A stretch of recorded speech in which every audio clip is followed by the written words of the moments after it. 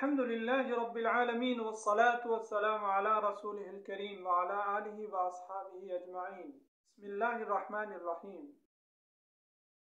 بس خاتمہ بالخیر کے اسباب چل رہے تھے، وہ کون سے اسباب ہیں جو ہم اختیار کریں تو اللہ تعالیٰ ہمارا خاتمہ بالخیر فرمائے اپنے فضل اور رحمت سے۔ بس ان اسباب میں سے ایک سبب یہ بھی ہے کہ انسان تو اللہ تعالیٰ نے جو ایمان نصیب فرمایا ہے ماں کی گود میں، انسان اس ایمان کا شکر ادا کرے، اللہ تعالیٰ کا شکریہ ادا کرے کہ یا اللہ تو نے مجھے مسلمان پیدا فرمایا، مسلمان گھر میں پیدا فرمایا۔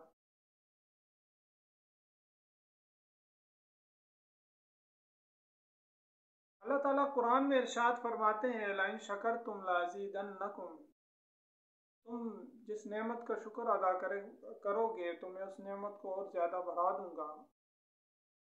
بس جس نعمت کا بھی انسان شکر ادا کرتا ہے اللہ تعالیٰ اس کو بڑھا دیتے ہیں۔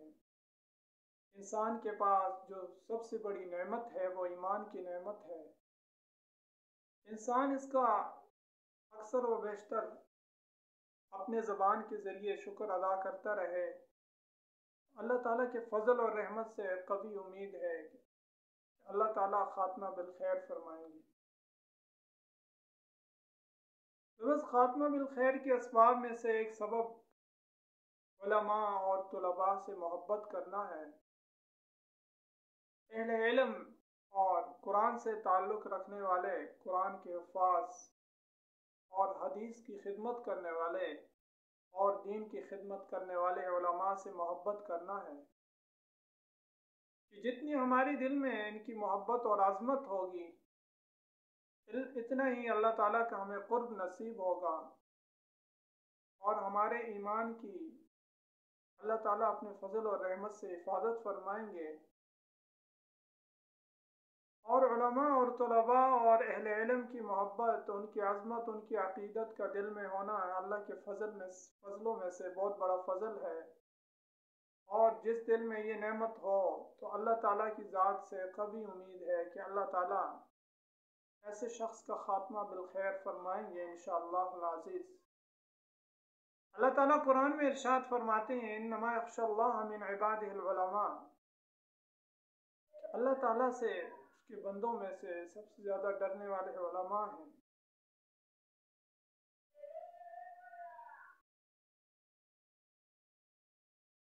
بس بزرگ فرماتے ہیں کہ جو شخص علماء کو برا بھلا کہتا ہے اور ان کی تنقیص کرتا ہے، ان کا زبان سے ان کی تنقیص کرتا ہے اور ان کو برا بھلا کہتا ہے، تو قبر میں اس کا چہرہ قبلے کی طرف سے پھر جاتا ہے۔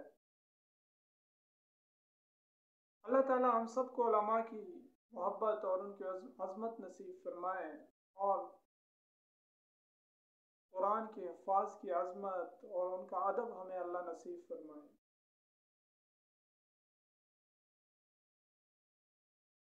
بس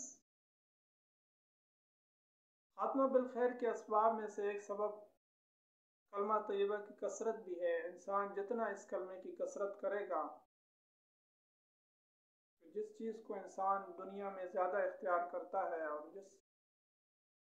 جن اذکار کو زیادہ پڑھتا ہے، جن چیزوں پہ زیادہ مشغول رہتا ہے، موت کے وقت وہی چیزیں ان کے سامنے آتی ہیں، وہ اذکار معین اور مددگار ہوتے ہیں۔